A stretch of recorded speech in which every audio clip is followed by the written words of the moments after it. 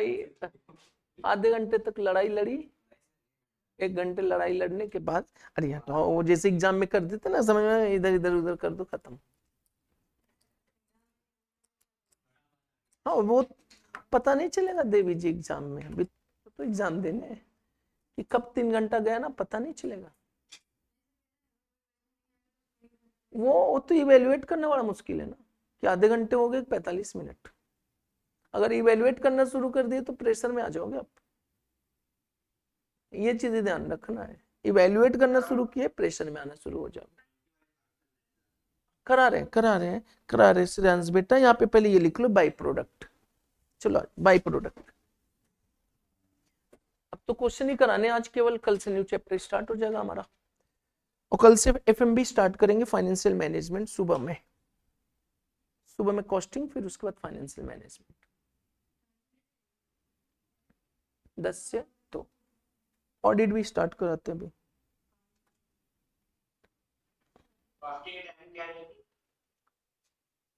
कौन ये श्रेयांश है?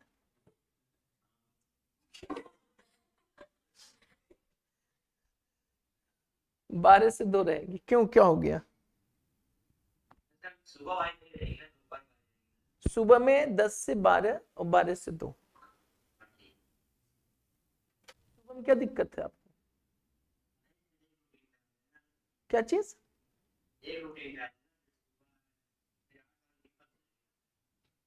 8 बजे से, मतलब 10 से रहेगा, 10 से वही कंटिन्यू जो रहता है, और अभी ऑडिट स्टार्ट हो जाएगा ना, तो 8 से ही कंटिन्यू रहेगा।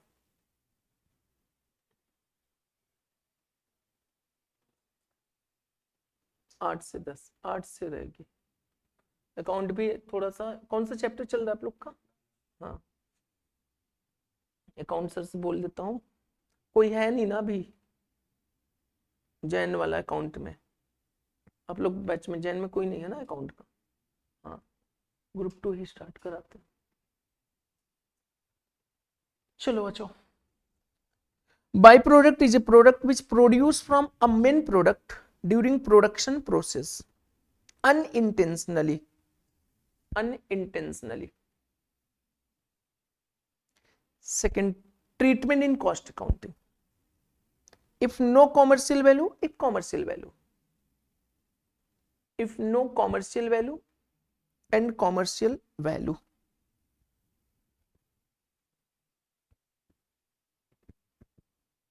If no commercial value, if commercial value.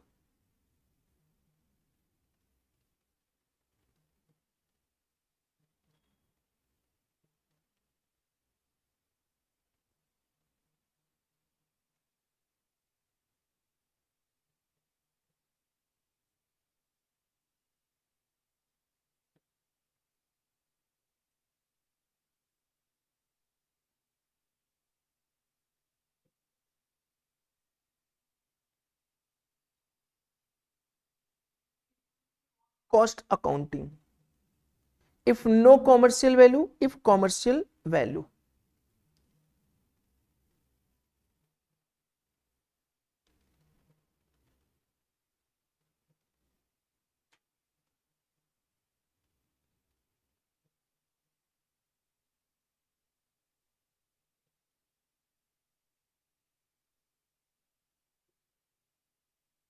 If no commercial value, it is treated as normal loss, or it is a gain and transferred to costing profit and loss account. Transferred to costing profit and loss account.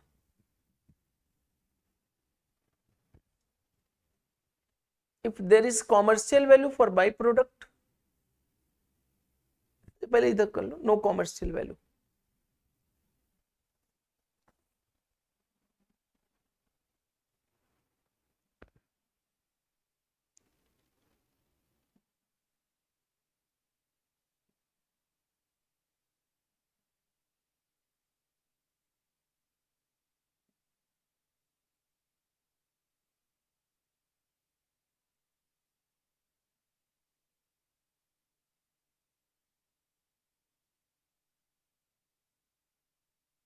क्यों पिंकी हो रहा है, सारा question कर रहे हो आप? क्यों? तनिषा एंड कंपनी पढ़ाई लिखाई चल रही है।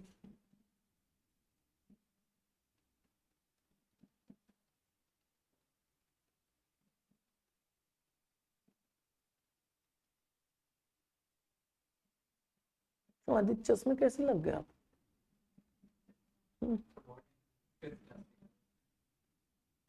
फिफ्थ में ही ज्यादा पढ़ाई कर लिया।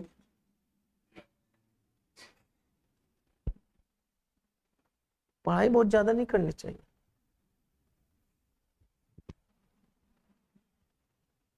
उतना करो जितना संभाल सको।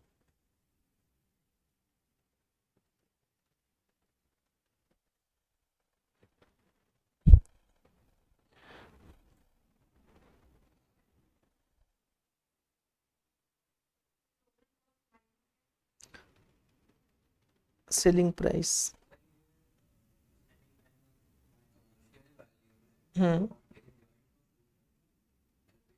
एलोकेशन मतलब फर्स्ट ज्वाइंट कॉस्ट, दूसरा एलोकेशन, मतलब जस्ट लाइक क्या मान लेंगे हम लोग उसको? Joint product.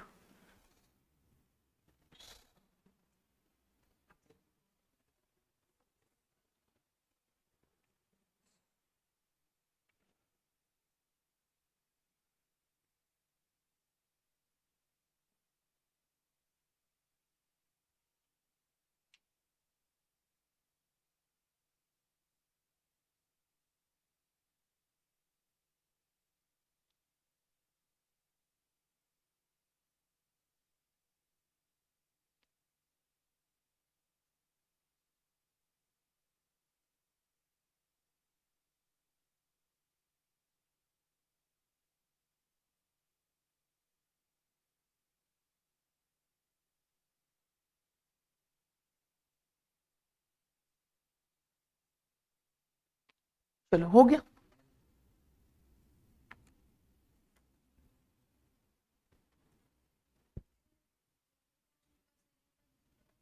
Total cost minus selling price of by product. By product just like treated as क्या? Normal loss. If there is no commercial value in respect of byproduct, then byproduct may be treated as normal loss and cost per unit of main product is equal to total cost minus selling price. Total input minus by production unit oblique main product. क्या ले? Normal loss, then selling price of byproduct is transferred to costing profit and loss account.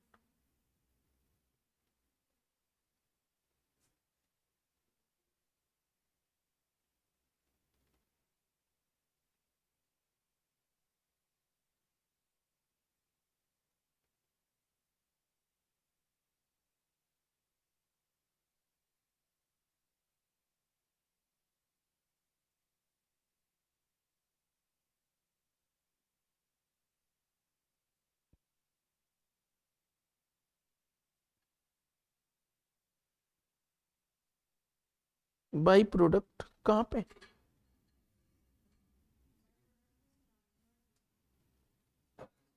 by selling price of by product is transferred to costing profit and loss account. ये सारा concept करा दिया मैंने। अब बताना by product अगर हमारे पास है तो बाई प्रोडक्ट जस्ट लाइक क्या? नॉर्मल लॉस कर ही लिया। जस्ट लाइक नॉर्मल लॉस है तो जब मेन प्रोडक्ट की कॉस्ट निकालने जाएंगे तो उसकी total cost minus realisable value of by product divide by total input minus by product unit हो जाएगा। अच्छा, no commercial value, commercial value कैसे आइडेंटिफाई करेंगे? उसकी सेलिंग वैल्यू से। अगर सेलिंग वैल्यू स्मॉल वैल्यू है, बहुत लो वैल्यू है in compare to the joint product, तो फिर हम उसको क्या मान लेंगे? No commercial value. और नो कॉमर्शियल में कोई एक ट्रीटमेंट आप अप्लाई करें तो क्लियर हुई चीजें। और कॉमर्शियल वैल्यू है तो इसका मतलब क्या? उसकी सेलिंग प्राइस लगभग लगभग हमारे मेन प्रोडक्ट के सेलिंग प्राइस के आसपास है, तो फिर वो हमारे लिए क्या बन जाएगा? कॉमर्शियल। तो फिर बाई प्रोडक्ट बाई नहीं रहेगा, क्या बन जाएगा? हमारा ज्वाइंट प्रोडक्ट बन जाएगा। Clear?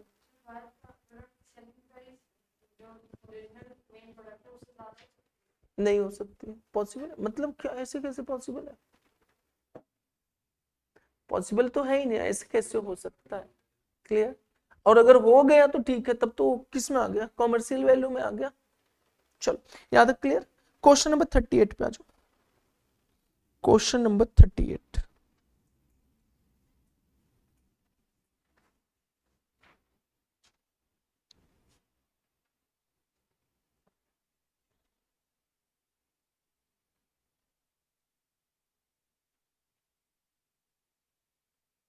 Thirty eight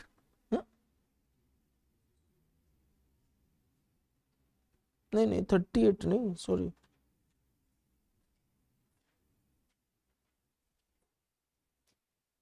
question number 40, sorry, question number 40 पे आ जाओ। ABC Limited produces 7250 kg of a main product X from one of its chemical process, and together with 350 kg of byproduct Y and 270 kg of byproduct Z. The total cost of process rupees 146,375, and the byproduct are sold for 2 and 2.5 respectively. The management wishes to consider the effect on unit cost of product X of two alternative method of trading by product income. पहला, show the effect on cost of main product X of each two possible method of treatment of by product income. दो treatment आपको बताना है। नहीं, हम क्या ले लें, directly transfer to costing profit and loss, और एक क्या करेंगे, हम अपनी कॉस्ट में से माइनस करेंगे, जस्ट लाइक नॉर्मल। क्लियर। तो आजो, क्योंकि ये देखो कॉमर्शियल है ही नहीं ना वैल्यू, 2 and 2.5 कॉमर्शियल है ही नहीं।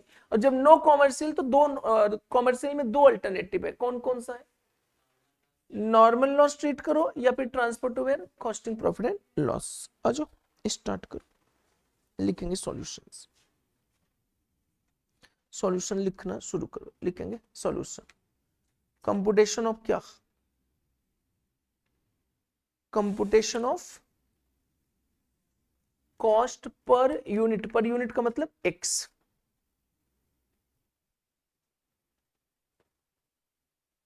Solution 40,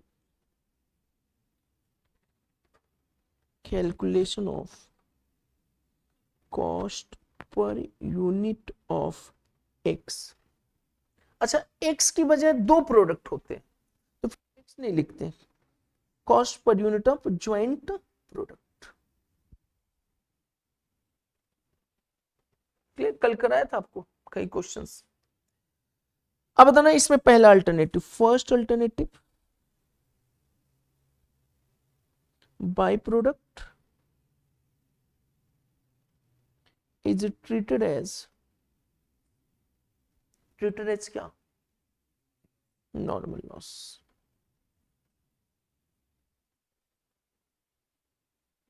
treated as normal loss.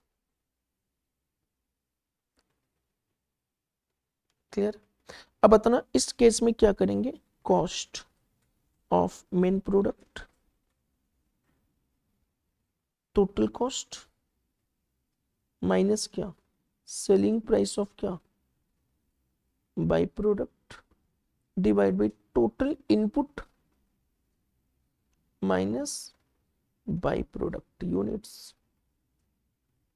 तो बताना टोटल कॉस्ट कितना दे रहा है आपका, 146,375 माइनस बाय प्रोडक्ट एक्स कितना बाय प्रोडक्ट वाई 350, किस रेट पर बेचा जा रहा है, 2 रुपए, और माइनस 270 इंटू 2.50। अब बताना डिवाइड किससे करेंगे, total input minus by product unit, तो अल्टीमेट मेन प्रोडक्ट यूनिट कितना हो गया, 7250। अब 7250 माइनस कर देंगे क्या बाय प्रोडक्ट, नहीं, क्योंकि ये इनपुट नहीं है, टोटल एक्स का ही देके रखा है। और फार्मूला क्या होता है, total input minus by product, तो ये ऑलरेडी बाय प्रोडक्ट घटाने के बाद वाली है। 7250, what will be the cost per unit of main product, ₹20।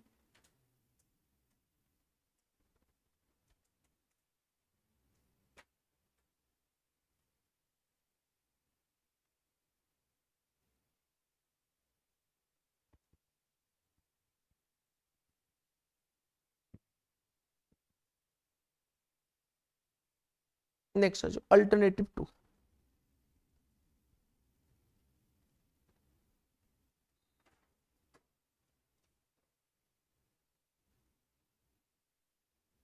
Alternative 2 बताना, by product transfer to costing profit and loss. मतलब इससे जितनी भी इनकम आई कहां डायरेक्टली ट्रांसफर कर दिया, कॉस्टिंग प्रॉफिट एंड लॉस। हमारा मेन प्रोडक्ट पे इसकी सेलिंग प्राइस का कोई इंपैक्ट नहीं आएगा। तो कॉस्ट पर यूनिट क्या हो जाएगा बताना तनीषा, टोटल कॉस्ट माइनस करेंगे कि नहीं करेंगे, नो क्योंकि इसकी सेलिंग प्राइस पूरी कहां ट्रांसफर किया जा रहा है, costing profit and loss, divided by 7250। तो कॉस्ट कितना 146,375, 20.189, तो 9 कर दे।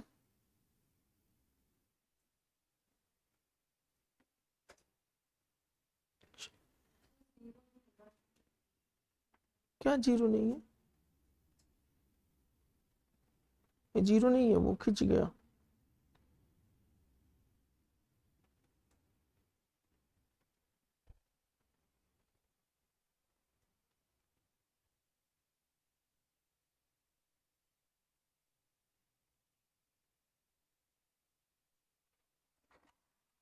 $20.19।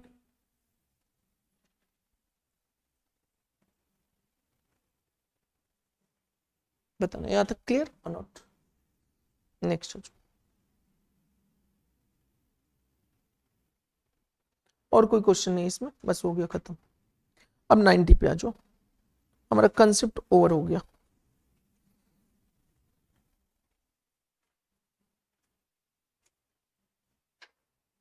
Question number 90। अरे कॉमर्शियल वैल्यू यही तो है सब, बाई प्रोडक्ट को सारा का सारा कर लिया, कॉमर्शियल वैल्यू यही, बाई प्रोडक्ट की वजह क्या बन गया, खत्म। जो ज्वाइंट प्रोडक्ट का ट्रीटमेंट हो भाई वही commercial value. Commercial value question ये लो, क्वेश्चन ले लो।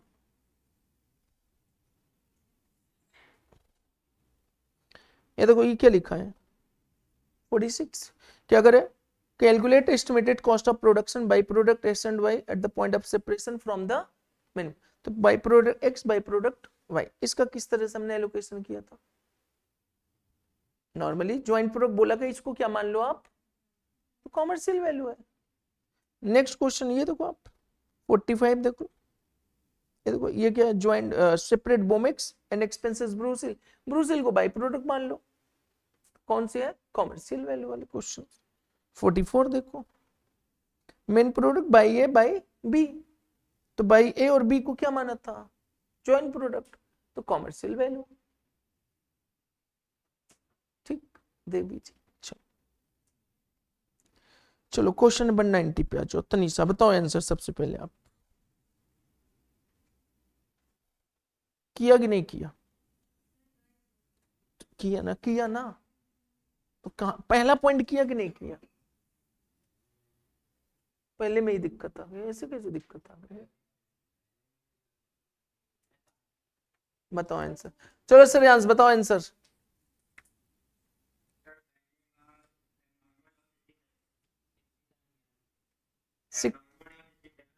एक मिनट वेट करो बेटा, इधर एबनॉर्मल लॉस कितना आ रहा है, और किसी का आ रहा है, चलो आज तो लग रहा है सिद्धांत को गिफ्ट देना चाहिए। 67 is the abnormal loss, correct. एक मिनट वेट करो, chicken transfer to egg laying section की वैल्यू कितनी आ रही है, बराबर है, आंसर था तो नहीं आप लोग के पास, आंसर मिल गया, अच्छा तो बहादुरी काम नहीं है फिर, यहाँ पे जो दूसरा बताना, दूसरा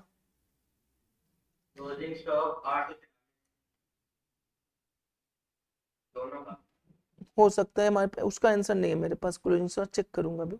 हाँ नेक्स्ट एग लेइंग सेक्शन का बताना,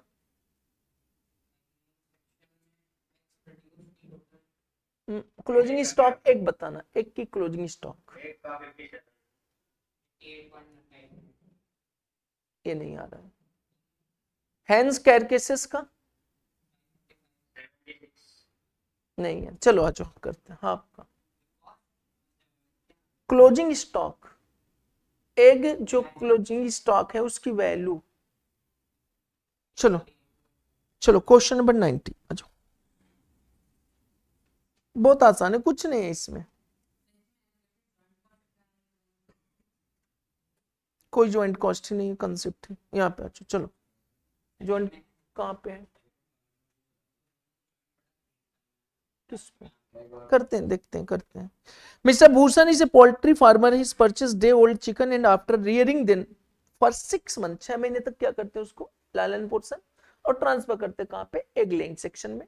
और सारे के सारे क्या होते हैं, हेंस है, और जहां पे जाके क्या करते हैं, एग लेइंग करते हैं।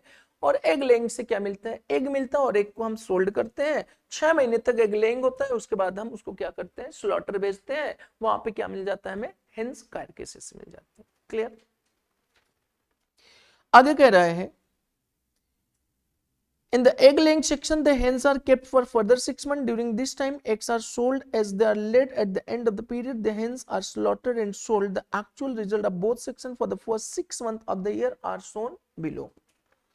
चिकन रियरिंग सेक्शन है, परचेज 1000 चिकन एट 18 पैसा ईच, 180 रियरिंग कॉस्ट फीड है 1044, वेजेस एंड ओवरहेड है 968. There were no chickens in this section at beginning of the period, there is no opening chickens. At the end of the period, 850 fully grown chickens were transferred to egg laying section and there were no chickens remaining in the chick rearing section. इसका मतलब closing stock of the chicken भी नहीं है, 0. यहाँ तक clear हुई चीज है? तो आ जाओ. It is expected that normally 10% of the chicken purchase die at the sometime during rearing period. It should be assumed that on average the chicken die at the end of the 3 months, by which time 40% of feeding costs and 60% of wages and other costs have been incurred. पहले यहाँ तक cover कर लेते हैं, अब लिखेंगे solutions. 2 minute लगेगा इसमें. बताना सबसे पहले नोट में बताना इनपुट कितना, 1000. एक्सपेक्टेड उम्मीद कितनी थी, नॉर्मल लॉस 10% ना, 100. एक्सपेक्टेड कितना हो गया 900. तो बताना मेरे को फिनिश गुड्स कितना, मींस एक्चुअल आउटपुट 850. तो इसका मतलब एबनॉर्मल लॉस कितना 50. और इस पे बताना material, labour means others, material पे कितना, नहीं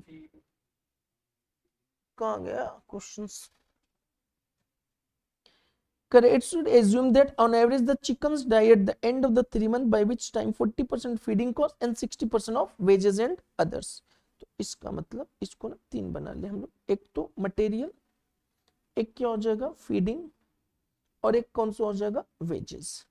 ये हमारा कितना रहेगा 100%, 40% एंड 60% की उल्टा लिख दिया हमने. बताना ये 60 कितना है, 60-40 या 40-60 बराबर है. यहाँ तक क्लियर हो गया, खत्म हो गया. ये मटेरियल क्या है, चिकन है, छोटे छोटे चिकन. जो चिकन खरीदा तो वही तो रॉ मटेरियल है, उसको खाना खिलाया एक और मटेरियल है. वेजेस एंड अदर ये हमारे याद है, ये जो खाना खिला रहे feeding cost, that is the another materials. ये बताना कौन सा कंसेप्ट हमारा इक्विवेलेंट. तो स्टेटमेंट शोइंग क्या, इक्विवेलेंट प्रोडक्शंस. हाँ परसेंटेज है, एबनॉर्मल हटा के WIP कर दो, खत्म. WIP का मतलब जो फिनिश गुड्स नहीं बना, तो ये एबनॉर्मल लॉस हमारा फिनिश गुड्स नहीं बना, तो इसका मतलब WIP of the abnormal loss.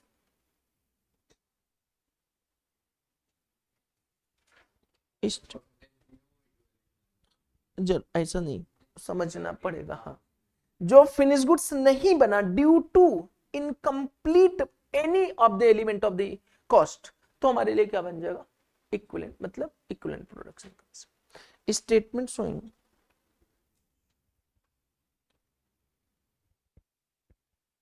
Equivalent production.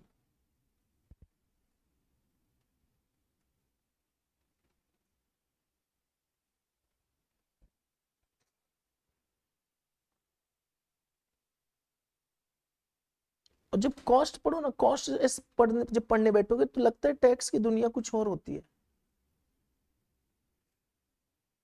मतलब ऐसा लगता है कोई लिंक ही नहीं, कुछ नहीं, कहाँ लिंक है वास्तव में। क्योंकि कॉस्ट को पढ़ते समय बहुत गहराई से पढ़ना पड़ता है। कितने घंटे में हुआ था ये, क्यों सिद्धांत? 40 मिनट में हो गया ना, बस सफिशियंट है, उससे ज्यादा टाइम नहीं लगना चाहिए, ना लगेगा। और डे बाय डे क्या होगा, वो कम ही होगा।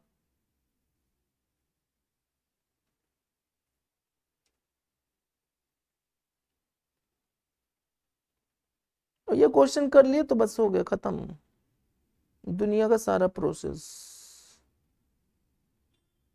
Material, feed, labour.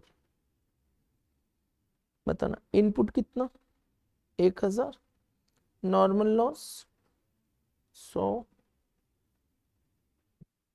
बताना finish goods 850, 100%, 850, 100%, 850, 100%, 850। And abnormal loss कितना, 50, 100%, 50, 40%, 20, 60%, 30।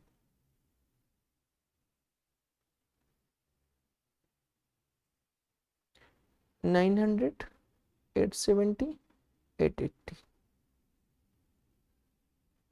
बताना फीफो मेथड या लिफो मेथड या वेटेड एवरेज।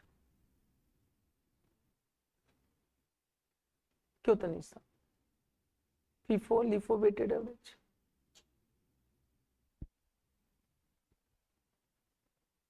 हाँ पिंकी बताओ। हाँ प्रियांश बताओ। प्रियांश हाँ, लिफो लिफो नहीं लगे कुछ? क्यों आदित्य, डायरेक्ट आ जाएगा। अरे ओपनिंग है ही नहीं, तो लिफो फीफो की बात ही नहीं है, इतना टाइम नहीं लगता तनिषा देवी जी। चलो आ जाओ, आज तो देवियों का ही दिन स्टार्ट हो गया। चलो आओ यहाँ पे, बताना क्या क्या करें इसके बाद, कॉस्ट पर इक्विवेलेंट प्रोडक्शन।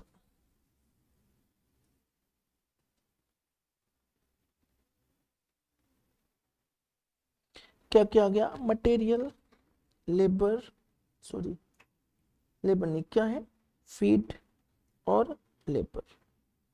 बताना मटेरियल की कॉस्ट कितना दे रहा है, 180, फीड और लेबर। कोई नॉर्मल लॉस का तो रियलाइजेबल वैल्यू है नहीं, और उसको हो सकता है डिस्पोजेबल कॉस्ट लग जाए। अच्छा डिस्पोजेबल कॉस्ट आ जाता तो बढ़ा देते मटेरियल को, क्लियर, ऐड करना पड़ता, माइनस की बजाय ऐड। डिवाइड बाई क्या, 900, 870, 880, कितना आ गया, 0.20, 1.10। वैल्यू निकालो,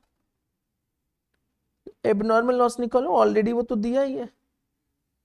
बताना एबनॉर्मल लॉस कितना बन रहा है, 50, material, feed, labour.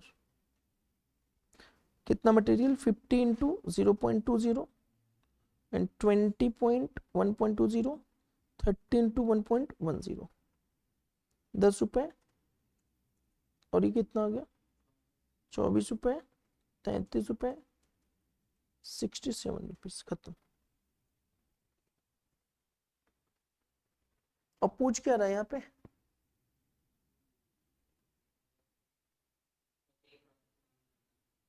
Process. Finish goods की वैल्यू निकाल लो, ये फिनिश गुड्स क्या है, हेंस है, 850, तो ऐसे निकाल लो, material 850 into 0.20, feed 850 into 1.20, labour 850 into 1.10, 170 रुपये। ये कितना आ गया?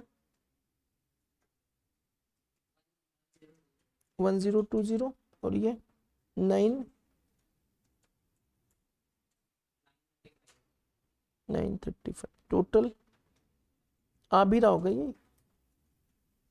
अब क्या चाहिए? आंसर भी है, सॉल्यूशन भी है, सब कुछ तो है। बताना, रीअरिंग सेक्शन बन जाएगा ना, प्रोसेस खत्म। अब 2 में आते हैं, खत्म हो गया।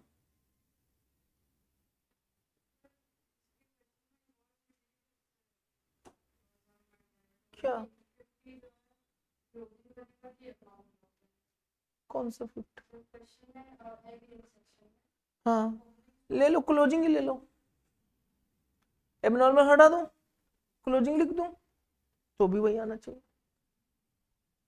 क्लोजिंग लिख दूं मैं यहाँ पे, ये एबनॉर्मल हटाया, क्लोजिंग, तो क्या फर्क पड़ेगा मेरे को? हाँ क्या होगा बोलो? क्यों ये प्रोसेस 1 कर रहे हो कि 2? प्रोसेस 1 का क्लोजिंग 2 में ओपनिंग बन जाएगा। ये तो बेसिक फंडामेंटल एरर है। ये बताओ, आटा का क्लोजिंग रोटी का ओपनिंग बन जाएगा? ऐसा नहीं है। कंसेप्ट तो ये लगा रहे हो आप। Process 1 is different, process 2 is different. When you think about the process 1, don't think about the process 2. Clear? अगर सोचना शुरू कर दिया फिर खत्म हो गया कहानी। यहाँ तक क्लियर? अब देखो, इसको क्लोजिंग बोलना है, क्लोजिंग बोल दो भाई। हमने क्या बताया? ये है तो प्रोडक्ट ही है ना, जो मेरे काम का नहीं, लॉस जो मेरे काम का वो गुड्स, खत्म।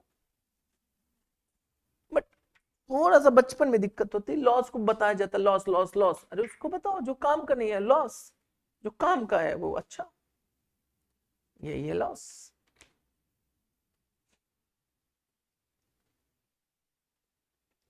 अब जो काम का बेटा लायक, जो काम का नहीं तो क्या, नालायक है। तो वही चीज में बेटा ही तो रहेगा ना, बदल तो नहीं जाएगा। खर्चा तो वही करना पड़ेगा। पढ़ाई लिखाई किया तो कब पता चलेगा लायक है कि नालायक है? तो प्रोसेस होने के बाद। अभी थोड़ी में, अभी तो आप लोग WIP में हो। फिनिश गुड्स बनने के बाद पता चलेगा हाँ लायक है कि नालायक है। नालायक है तो पिता के लिए नॉर्मल लॉस। नालायक, ये उसकी बात ही नहीं हो रही, विकलांग हुआ तो वो तो फिर उसके हिसाब से सोचेगा ना, नॉर्मल, फिर उसके हिसाब से सोचेंगे ना हम। विकलांग वर्ड चला यहाँ पे, वो तो फिर उसके हिसाब से सोचेंगे ना। अभी तो जो जो चीज है हमारे पास, हम उसके हिसाब से काम करें।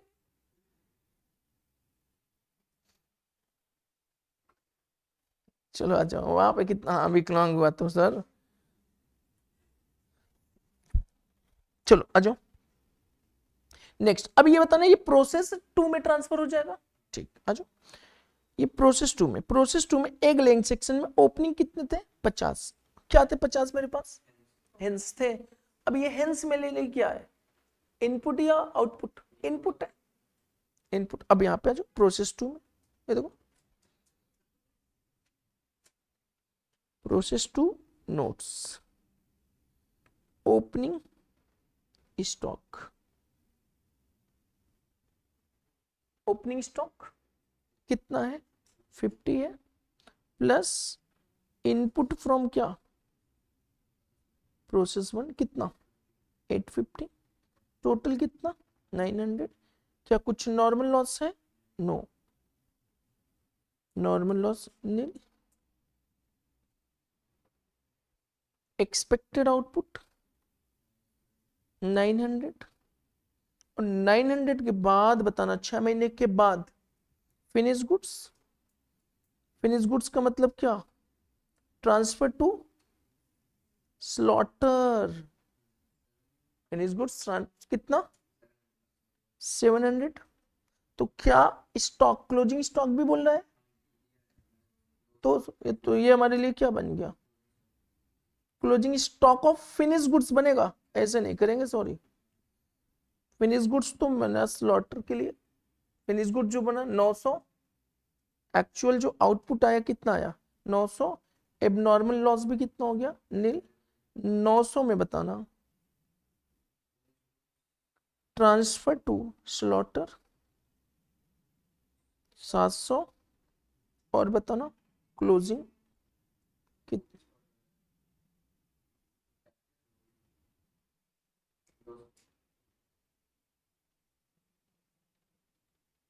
They are slaughter at the end of the period. इसका मतलब ना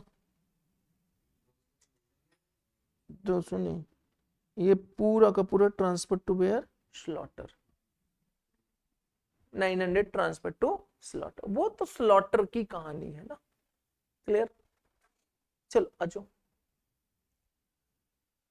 चलो क्या बना ले हम लोग, प्रोसेस टू, सिंपल है ये।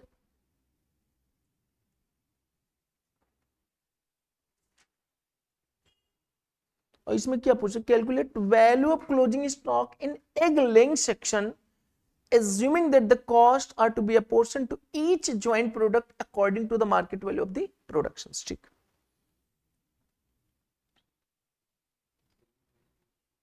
तो apportionment कर दूं, पहले कॉस्ट निकाल दूं क्या, कॉस्ट निकाल दो ना यहाँ पे पहले, आ जाओ।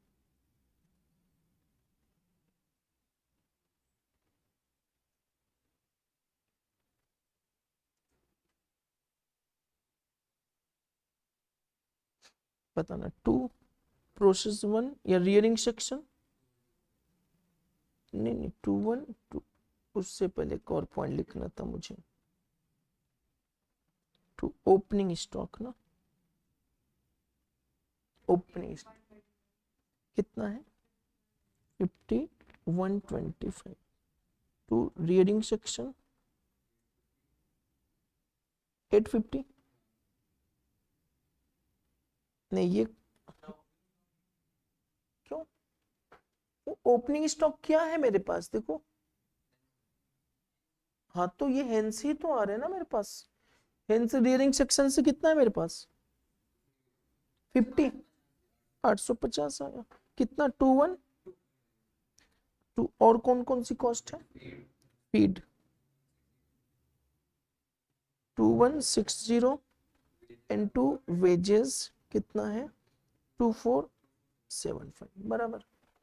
अब बाई साइड में बताना, बाई नॉर्मल लॉस कुछ भी नहीं है, बाई एबनॉर्मल लॉस कुछ नहीं है, बाई ज्वाइंट प्रोडक्ट कितना टोटल 900, 900 यूनिट है,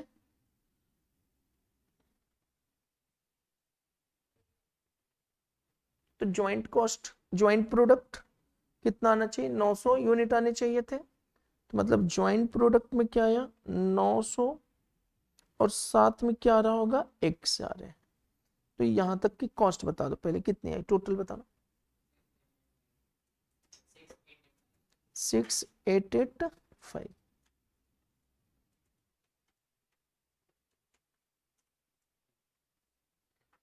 एलोकेशन करना है ना आपको, बताना एलोकेशन हमें क्या मिला, क्या मिला है प्रोडक्ट,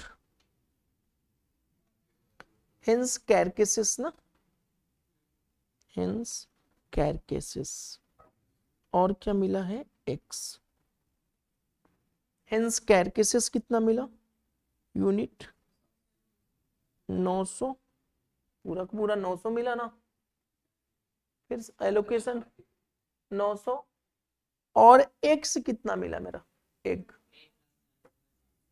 कैसे पता करेंगे, वहां पे एग इसने बेचा है, देखो एग में एग स्टॉक कितना है इसके पास 200, 2400, 2400 प्लस प्रोडक्ट सेल किया, सेल कितना किया है एक्स 5750 इंटू 12 डिवाइड बाई 0.5, 50 पैसे में 12 अंडे बेच रहा है, तो 5750 पाने के लिए कितना बेचा होगा 1,38,000 और प्लस ये ऐड करेंगे ना 1,40,400।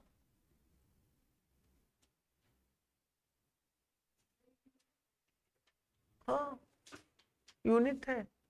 ये 2400 क्लोजिंग था और प्लस जितना बेचा, कितने रुपए का बेचा था, 5,750। 50 पैसे में कितने आ रहे थे, 12। तो 5,750 में कितना बेचा होगा, 12 बेचा, 50 पैसा आया।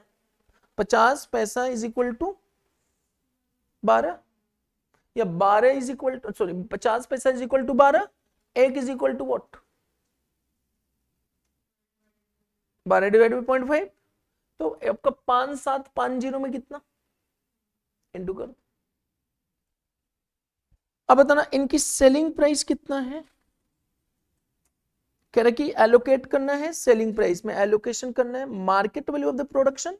मार्केट वैल्यू कितना है इसका, 2.5, इसका कितना है 0.50 डिवाइड बाई 12। अब बताना यहां पे सेल्स वैल्यू आ गया कितना, अरे हेंस का बताओ कितना आ रहा है,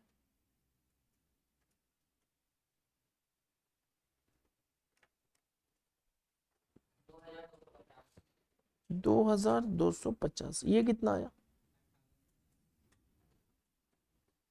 ज्वाइंट कॉस्ट कितना आया, 6,885 क्या आया था फिर ज्वाइंट कॉस्ट। इस रेशियो में डिस्ट्रीब्यूट कर दो, ये कितना आया 49,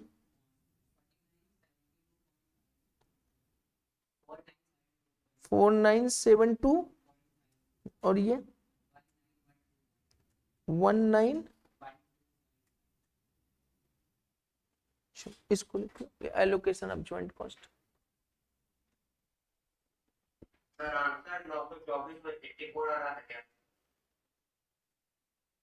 अब आ रहे हैं फाइनल में, ठीक, यहां तक हुआ है आपका टैली,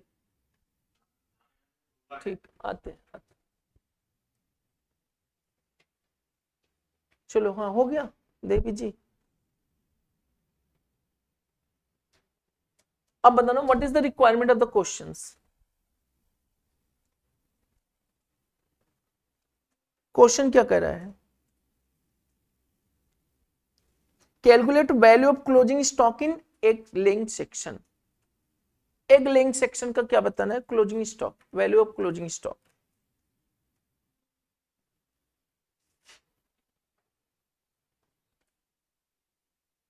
इसी में करा दो, इसी चार्ट में। वो नालायक है ना, ये ज्वाइंट कॉस्ट यही आ रहा है।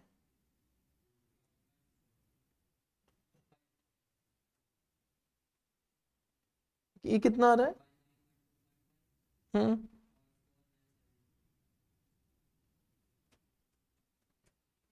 वैल्यू ऑफ क्लोजिंग स्टॉक, ये बताना एग और क्या, hens carcasses eggs। स्टॉक कितना बचा,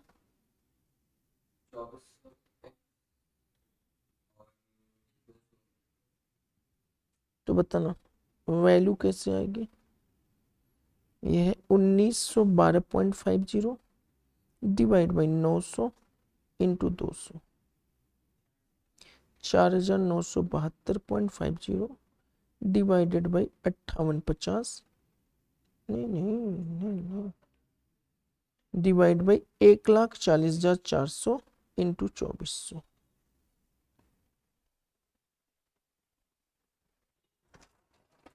अनीशा कैलकुलेटर दे लो।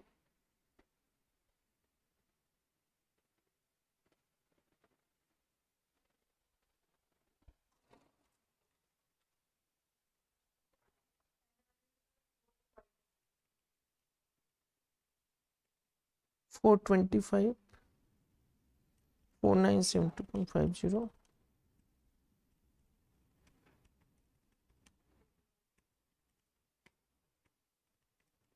85 हो गया, खत्म, यही आंसर था।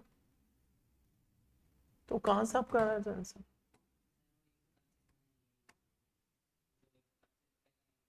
हाँ, क्यों नहीं लिए, क्यों? कैरकेसिस में तो ले जाओ, स्टॉक में ले जाओ, तो भी ले जाओ।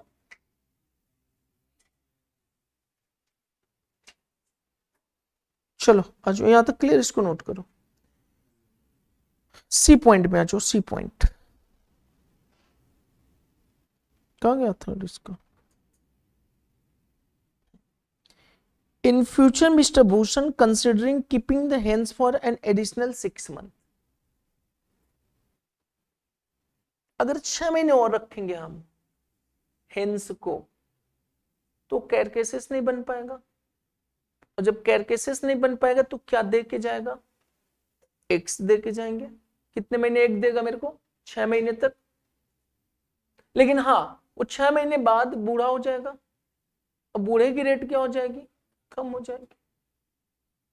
मतलब देखो, बिल्कुल प्रैक्टिकल है, और ये प्रैक्टिकल आदमी अप्लाई कर ले तो देखो काम बन जाएगा उसका। लेकिन अप्लाई कर ही नहीं पाएगा, यहाँ पे तो निगोसिएशन होने लगती है, और निगोसिएशन में कॉस्ट धरी की धरी रह जाएगी। और कॉस्टिंग ये कहां पर अप्लाई होता है? जहां पे बड़ी बड़ी इंडस्ट्रियां है। क्लियर? कि उनकी माल तो सप्लाई, अब देखो हम अगर रिटेलर के यहाँ कॉस्टिंग लगाना शुरू कर दें, मर जाएगा वो, आपको पे नहीं कर पाएगा और बेच नहीं पाएगा। होलसेलर क्या लगाए तो भी मर जाएगा। तो कहां लगनी चाहिए? मैन्युफैक्चरर। वही एक ऐसा है कि जो कॉस्टिंग अप्लाई कराएगा, क्योंकि वो सीधा निगोशिएट किससे करेगा? होलसेलर से। भाई मेरा माल है, इतने में खरीदना खरीदो, नहीं तो निकल जाओ। होलसेलर रिटेलर को बेचने की कोशिश करेगा, क्योंकि रिटेलर के पास कई हैंड हो जाएंगे, कई होलसेलर हैं, उससे लेने के रास्ते खुल जाएंगे, निगोशिएशन शुरू हो जाएगा। लेकिन आपका जो मैन्युफैक्चरर से होलसेलर डायरेक्टली जाने वाला है, तो उसके हाथ बंध जाएंगे। क्लियर? तो यहां पे जो क्या कह रहा है, अगर हम 6 महीने रोक के रखेंगे तो ईच हेन वुड ले 120 ड्यूरिंग दिस पीरियड। 6 महीने तक अगर हम इसको रखेंगे तो 6 महीने तक एवरी हेन कितना? 120 x. And feeding and other variable operating cost कितना? 3.60 पर हेन्स। एंड एडिशनल इक्विपमेंट मंगाना पड़ेगा, और जिसके लिए कितना पे करना पड़ेगा मेरे को? 600 रुपए per annum. At the end of this second 6 month period, the hens would be slaughtered and sold for rupees how much? 1.50. Clear हुई चीजें? तो बहुत आसान है, आ जाओ। Evaluation of decisions. Evaluation of decisions. Evaluation of decisions. क्या decision? If sold today,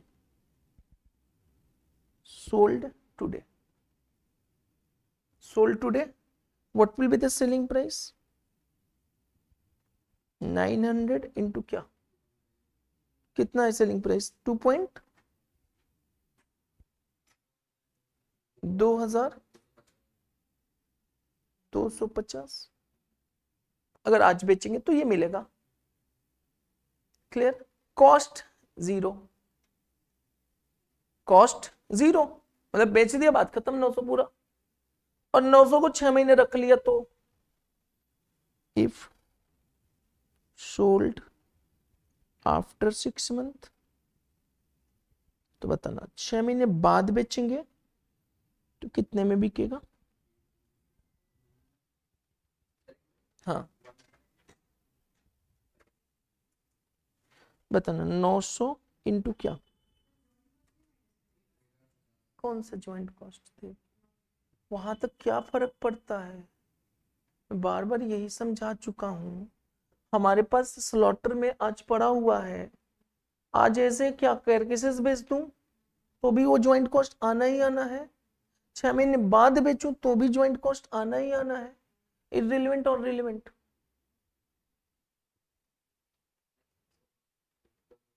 हाँ, complete होने दो फिर करते हैं, कंप्लीट होने दो। अरे ये कुछ है इसमें, क्या कह रहा है, हमारा इंपैक्ट केवल किससे आ रहा है, सेलिंग प्राइस से आ रहा है। हम आज बेचेंगे तो 2 रुपए 50 पैसे में खत्म हो गया। आज बेचेंगे तो जो आज तक की कॉस्ट लगी वो तो लगी होगी, कल हम जो बेचेंगे तो आज तक की जो कॉस्ट है वो तो लगेगी ना, वो कल जो एडिशनल कॉस्ट लगेगी वो लगेगी।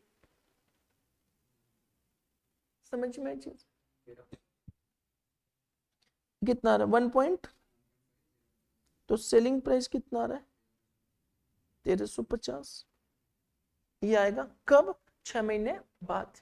लेकिन कॉस्ट भी आएगी, 6 महीने तक रखेंगे। Feeding cost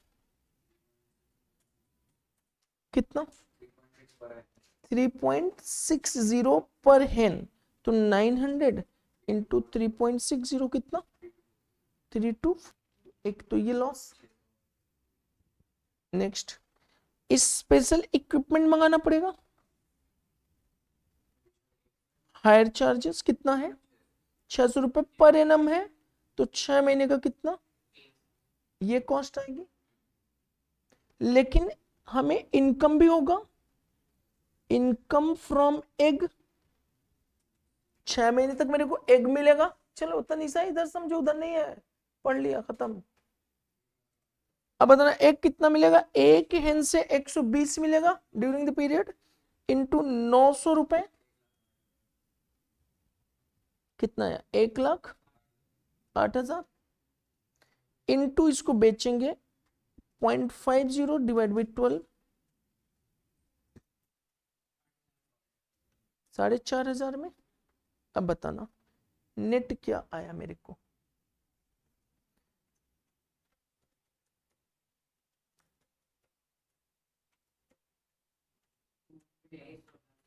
$2310। अगर मैं आज बेचूंगा तो मुझे कितना मिलेगा 2250, कल बेचूंगा तो नेट मेरे को कितना होगा। और दोनों ही केस में ज्वाइंट कॉस्ट माइनस करना, करो नहीं करना मत करो, कोई इंपैक्ट नहीं आने वाला है।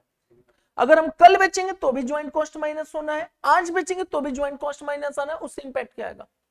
अगर मेरी ज्वाइंट कॉस्ट 50 रुपए है तो माइनस कर दो 50, इसमें भी से होगा इसमें से भी, क्या इंपैक्ट है, कोई इंपैक्ट। तो बताना which one is the best. Second, incremental हो रहा है मेरे को,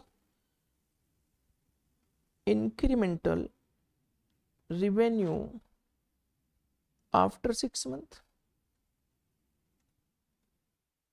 कितना, 60 रुपए 60। तो क्या करना चाहिए,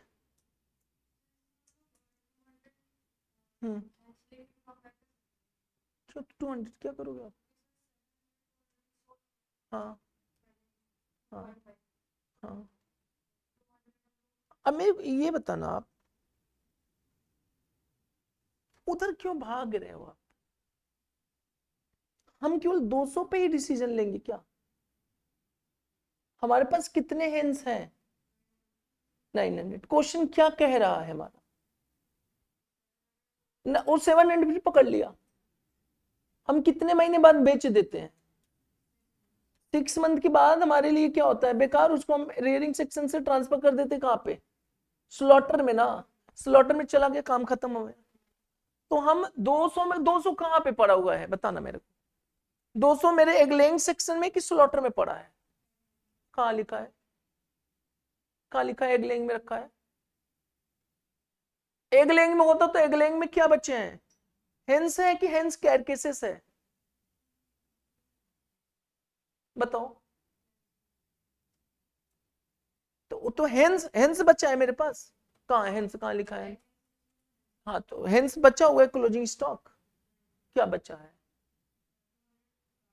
तो कार्केसेस क्या है, तो इसका मतलब all hence are transfer to where, slaughter. Now you have to take the decision, whole hens are hold for 6 months or whole hens transfer immediate. हम 200 के बारे में क्यों सोच रहे हैं, 200 क्यों बार, 200 का तब सोचना जब हमने बेच दिया, अब नहीं बेच पाएंगे, बेच दिया, अब हम कभी काम ही नहीं करता, तब 200 जो बचा है तब उसका डिसीजन लो। और 200 क्यों सोच रहे हो आप, कैसे?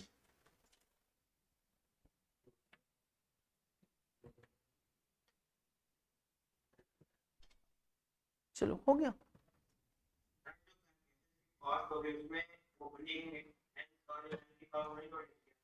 हाँ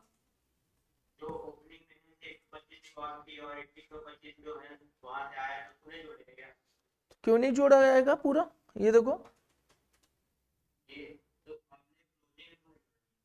क्या क्लोजिंग लिया है 200 हमने, कहाँ लिखा है 200, कहाँ लिखा है 200? मैं लिख रहा था छोड़ दिया। ये जो बना है फिनिश गुड्स क्या बना है, हेंस बना है, हेंस आर ट्रांसफर टू,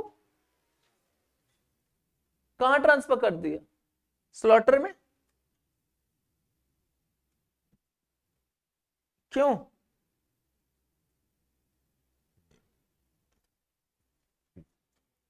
चलो यहां तक क्लियर। नेक्स्ट जो और कौन सा क्वेश्चन है?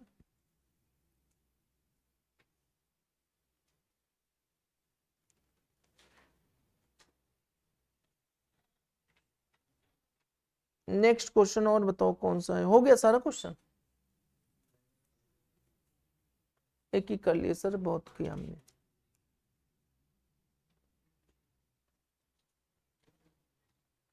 एक और कराता हूं जो 100% आने के चांस है। करोगे कि रहने दे?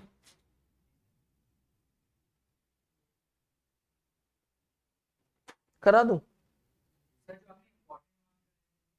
कौन सा था इंपॉर्टेंट बताओ। एक तो 84 कर लो, 84 क्वेश्चन ये कर चुके हम लोग और एग्जाम में आ भी चुका।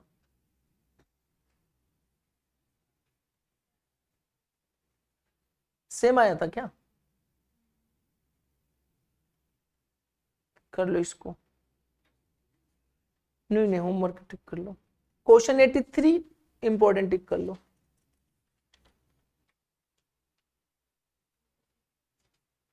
कुछ बेस्ट कराता हूं मैं आपको, ताकि जहां पे आप कंफ्यूज हो जाओ। क्या करोगे मोटिवेशन लेके? डिसिप्लिन बनाओ, मोटिवेशन क्या है? मोटिवेशन तो क्या है, बुलबुले हैं।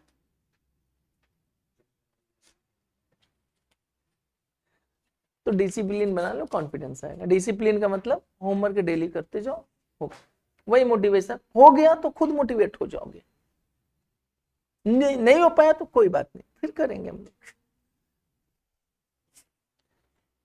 चलो आज क्वेश्चन नंबर 87 करते हैं, लास्ट क्वेश्चन। क्या कह रहा है 87? कहाँ है भाई 87? 87 87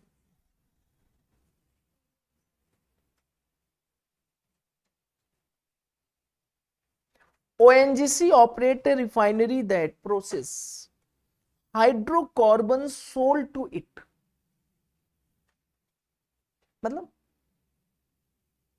ONGC operate refinery that processes hydrocarbons sold to it। Input हमारा क्या है, हाइड्रोकार्बन। अब रिसर्च नहीं करना है हाइड्रोकार्बन होता क्या है, कॉमर्स वालों को पता ही नहीं, पढ़ने की जरूरत नहीं, बस एक रॉ मटेरियल है, खत्म। कुछ लोग दिमाग यही सर ये क्या है इसी को समझ ले, क्वेश्चन तो छोड़ो बाद में, वो नहीं आनी चाहिए अंदर, बस खत्म। रॉ मटेरियल है ना, मिल गया, खत्म, समझ में आ तो गया, रॉ मटेरियल है बस। ONGC refinery has three output from its processing of hydrocarbons: crude oil, natural gas, liquid and gas। Crude oil मिलता है, और क्रूड ऑयल से क्या मिलता है, नेचुरल गैस लिक्विड मिलता है, और फिर गैस मिलता है। क्या तीन अलग अलग? तो तीन अलग अलग तो है। एक तो हमारा क्या है, क्रूड ऑयल हो गया। हाँ हाँ, तो वही तो मैं भी बोल रहा हूँ, crude oil, natural gas, liquid and gas. और क्योंकि गैस हमारा सबसे पहले किस में होता है, लिक्विड में, तब गैस बनता है। क्लियर? आ जाओ केमिस्ट्री वाले, केमिस्ट्री अपना रखेंगे, यहाँ पे आके आ जाओ, नहीं तो हमें भी नहीं आता chemistry. The first two output are liquid, बराबर है, कौन से दो output? Crude oil and liquid gas. And where is gas is vapour. Vapour मतलब, वेपर मतलब धुआं, मतलब जस्ट लाइक क्या हमारा एयर, तभी तो गैस बनेगा ना। आगे, however gas can be converted into a liquid equivalent using standard industry conversion factor. For costing purpose, ONGC assume all three output are jointly produced until a single split off point. मतलब gas is also for the process, for industry purpose. समझ में आई चीजें? वो पहली line में लिख दिया कि गैस को क्या किया जा रहा है, gas can be converted into other form, रसोई gas, gas is converted into रसोई gas, converted into other gas, just like क्या हमारा सीएनजी गैस, किसी में बना दिया। आगे, at which each output appears separately and is then further processed individually. मतलब तीनों फर्दर प्रोसेस किया जा रहा है, पहले तो सेपरेट फिर तीनों further process. For August 2005, the following data apply. The number are small to keep the focus on key concept. इसका मतलब समझ में? The numbers are small to keep the focus on key concept. मतलब value पे ध्यान नहीं रखना है, कंसेप्ट पे ध्यान रखना है। Crude oil 150 barrels produced and sold at 18 per barrels. Separable cost beyond the split up point is rupees how much? मतलब ये कौन सी कॉस्ट है तनिषा? कहाँ लिखा है? तो बियॉन्ड क्या है? बियॉन्ड सेपरेबल कहाँ लिखा है?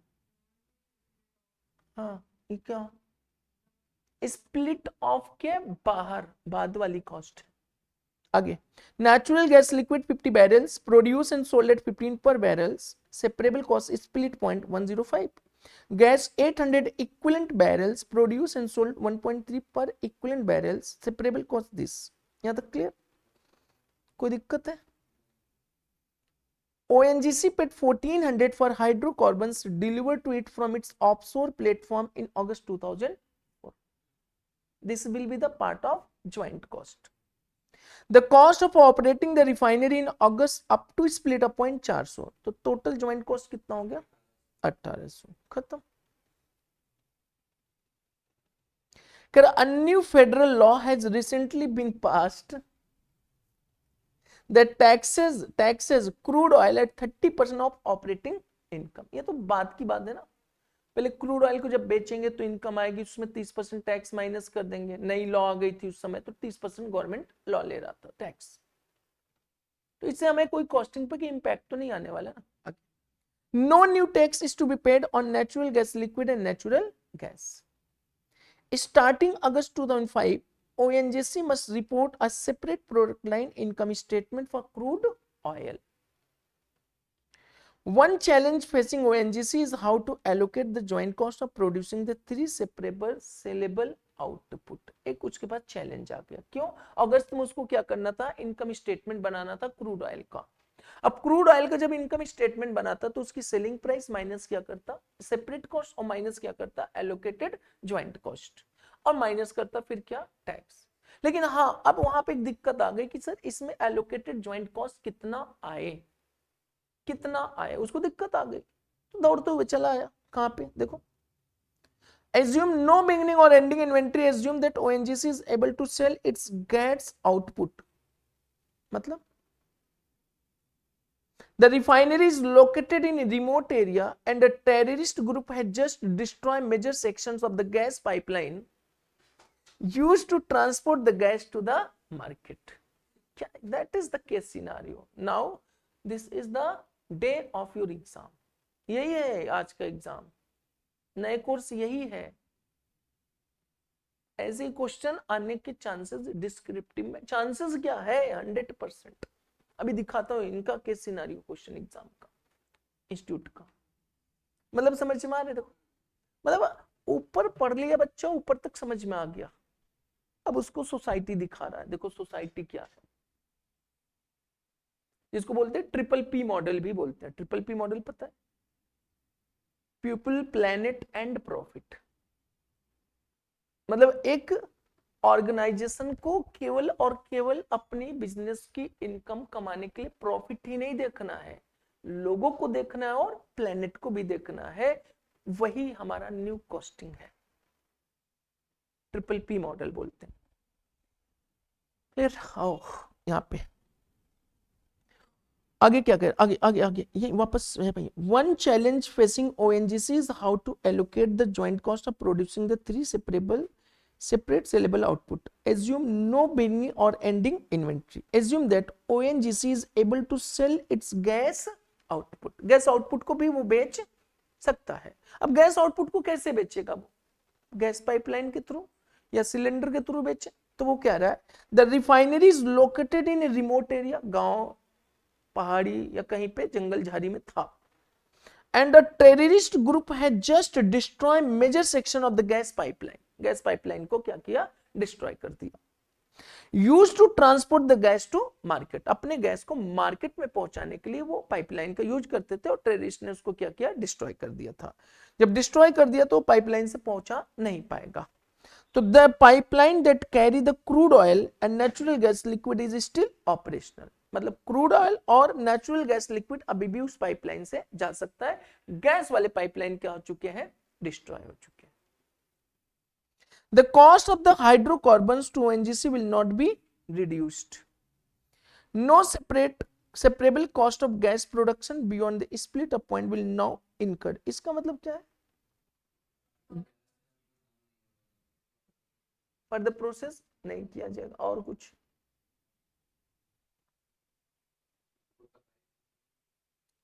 बताना। The pipeline that carries the crude oil and natural gas liquid is still operational. The cost of the hydrocarbons ONGC will not be reduced. No separable cost of gas production beyond the split up point will now be incurred. Further process नहीं होगा। इसका मतलब दो point दे दिया आप। एक पहला point कौन सा? फर्दर प्रोसेस करके सेल करना, और दूसरा बेच नहीं पा रहा है, नॉर्मल लॉस की कहानी। देखते हैं आगे। Draw a diagram showing the joint cost situation for क्या? ओएनजीसी। कैसे करेंगे?